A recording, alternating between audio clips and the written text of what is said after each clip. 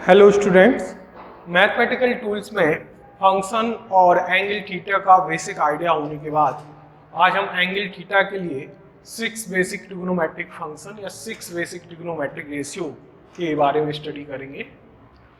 Angle theta हमने बताया था कि दो लाइन के बीच का जो इंक्लाइनेशन है उसको एंगल कहते हैं।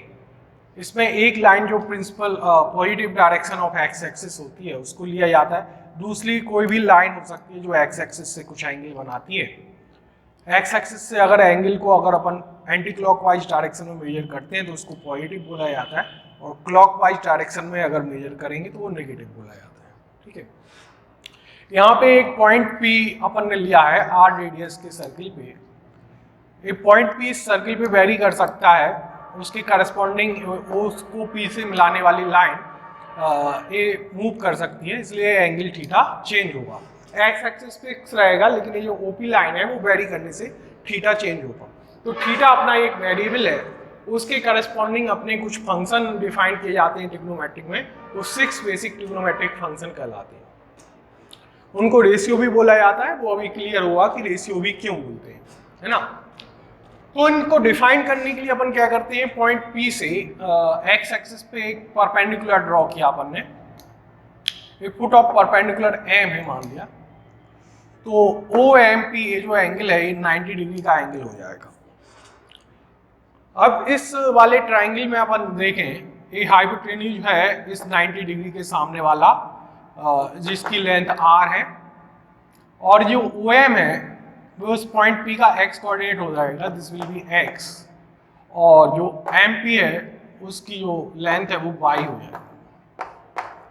ठीक है, अब 90 डिग्री के सामने वाला जो साइड है उसको तो हाइपोटेन्यूज कहा जाता है राइट एंगल ट्रायंगल में, लेकिन बाकी दो साइड का जो नोमेनक्लेचर है वो एंगल पे डिपेंड करता है ना। एंगल के सामने वाली जो लाइन है वो परपेंडिकुलर कहलाती है उस एंगल के लिए, और जो लाइन एंगल बनाती है हाइपोटेन्यूज के साथ वो बेस कहलाती है। तो परपेंडिकुलर PM को अपन P और OM को बेस B अपन कह रहे हैं, हाइपोटेन्यूज R जो है वो उसको H लिख रहे हैं। ठीक है, तो ये 3 साइड हो जाएंगी इस एंगल के लिए। इसी प्रकार से यहाँ पे जो एंगल होगा ये वाला एंगल है ना, अपन देख सकते हैं थीटा के टर्म में ये एंगल कितना होगा, ये 90 डिग्री है, ये थीटा है। ट्राइंगल के तीनों एंगल का सम कितना होता है 180 में से ये 90 जाएगा तो 90 इन दोनों का सम होगा, ये थीटा है तो ये वाला 90 माइनस थीटा हो जाएगा। ठीक है, तो 90 माइनस थीटा जब इस वाले एंगल को लेंगे तो इसके सामने वाली ए परपेंडिकुलर हो जाएगी, इसमें परपेंडिकुलर x होगा इस एंगल के लिए, और इस वाले एंगल के लिए बेस जो हो जाएगा वो y हो जाएगा, है ना। तो इस प्रकार से परपेंडिकुलर और बेस जो है डिपेंड करते हैं एंगल पे, और हाइपोटेन्यूज हमेशा वही रहता है।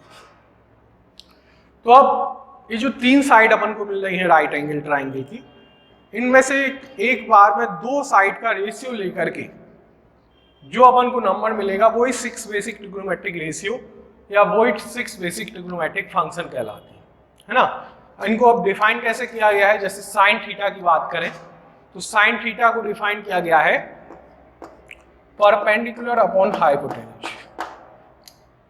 परपेंडिकुलर थीटा के लिए y है तो this will be y upon hypotenuse r। Cos theta को डिफाइन किया गया है बेस अपॉन हाइपोटेन्यूज, और यहाँ पे जो बेस है वो x हो जाएगा थीटा के लिए और हाइपोटेन्यूज r। टेन थीटा को डिफाइन किया गया है परपेंडिकुलर अपॉन बेस, तो this will be y upon x।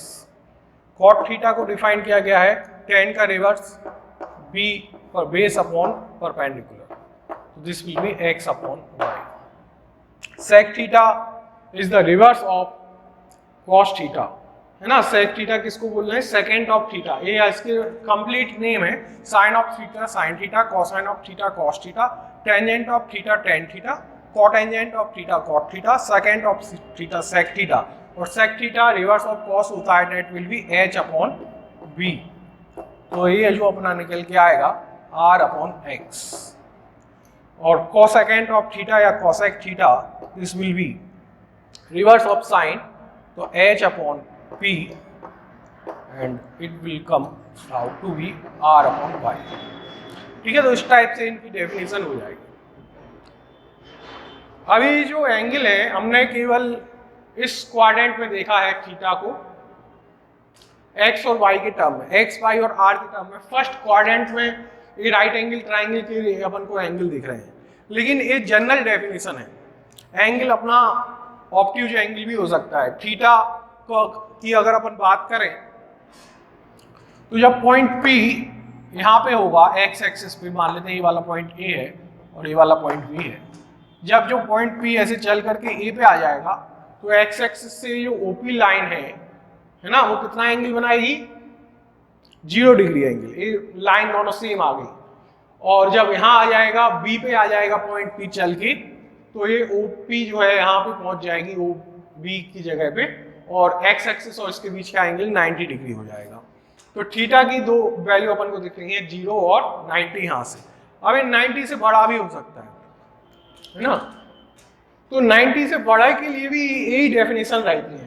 In trigonometric ratio या फंक्शन इसको कहे, इनकी डेफिनेशन यही रहती है। जैसे कि एग्जाम्पल अपन एक लें, मान लेते हैं कि रेडियस 1 सेंटीमीटर है इस सर्किल की, और यहाँ पे एक पॉइंट है -1/2, √3/2 है ना।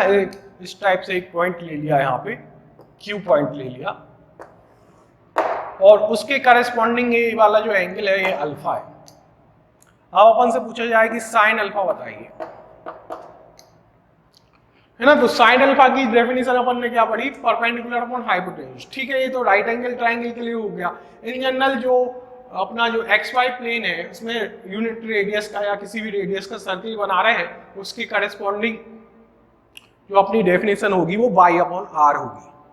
तो यहाँ पे जो y है, इस पॉइंट का y कोऑर्डिनेट वो √3/2 है, और रेडियस r 1 सेंटीमीटर है, तो साइन अल्फा की वैल्यू a हो जाएगी, है ना। तो इस टाइप से अपन किसी भी क्वाड्रेंट में पॉइंट हो सभी के लिए ए रेशियो डिफाइन कर सकते हैं। तो एक चीज ये हो गई, और एक और अपन एग्जांपल यहाँ पे लेंगे। ऐसा एक right angle triangle ABC in general ऐसे ले लिया अपन ने, B पे राइट एंगल है, BC साइड जो है 3 सेंटीमीटर है, AB 4 centimetre and AC 5 centimetre, है ना। इस 3, 4 और 5 ये एक ट्राइंगल की साइड है। ये राइट एंगल ट्राइंगल होगा क्योंकि ये पाइथागोरस थ्योरम सेटिस्फाई करेगा। इसमें मान लेते हैं ये वाला एंगल थीटा है।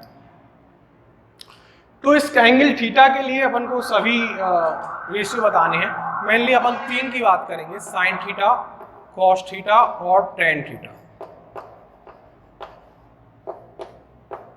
बाकी के इनके रिवर्स हो जाएंगे, रेसिप्रोकल हो जाएंगे, है ना।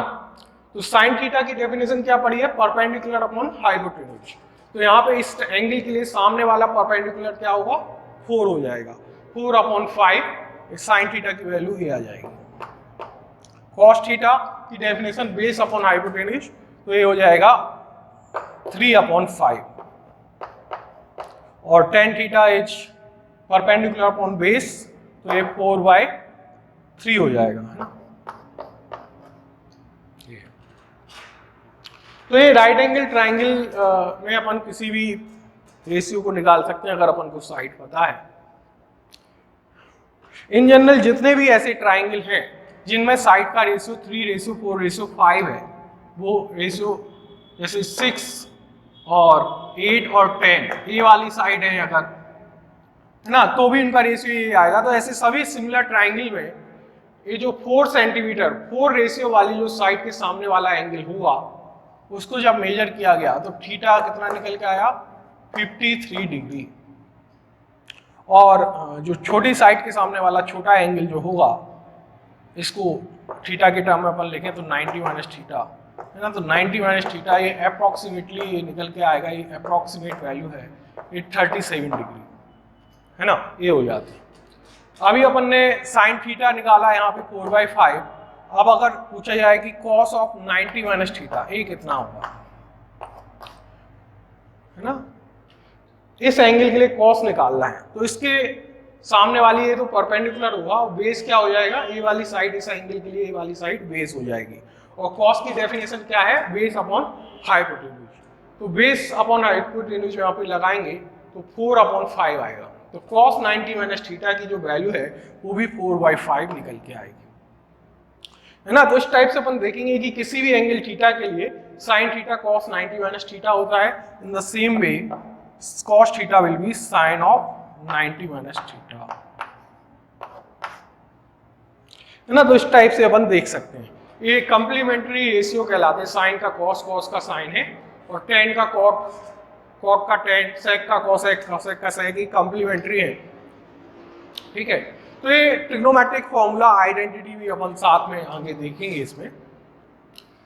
अब एक और चीज यहाँ पे रखनी है अपन को ध्यान की, जो ये थीटा है इसकी करस्पॉन्डिंग ये वैल्यू 4/5 आ रही है, मतलब साइन 53 डिग्री की जो वैल्यू है वो कितनी हो गई 4/5, और वही किसकी होगी cos 37 की वैल्यू, है ना। यहाँ से अगर अपन देखें cos ऑफ 53 की जो वैल्यू है ये हो जाएगी 3/5, और वही वैल्यू होगी साइन 37, ठीक है। इस टाइप से ये वैल्यूज अपन याद रख सकते हैं इजीली, लेकिन ये जो वैल्यूज हैं ये स्टैंडर्ड वैल्यू नहीं है। जब भी ये तुम्हारा पूछा जाएगा एग्जाम में, जेई बोर्ड या नीट कोई भी एग्जाम हो, ये वैल्यूज अगर 37 डिग्री एंगल तुम्हारा प्रॉब्लम में आ रहा है तो ये वैल्यूज दी जाएंगी। आपको जो याद रखना होता है वो कौन सी चीजें हैं, स्टैंडर्ड वैल्यू ही आपको याद रखनी होती है। स्टैंडर्ड का मतलब जैसे कि 0 डिग्री, 30 डिग्री, 45, 60, 90 या इनके कोई भी मल्टीपल, उनको स्टैंडर्ड वैल्यू ही कहते हैं। वो आपको एग्जाम में याद पता होना चाहिए, और उन्हीं के लिए अपन ट्रिग्नोमेट्रिक रेशियो निकालना नेक्स्ट क्लास में करेंगे, अभी नहीं रखते।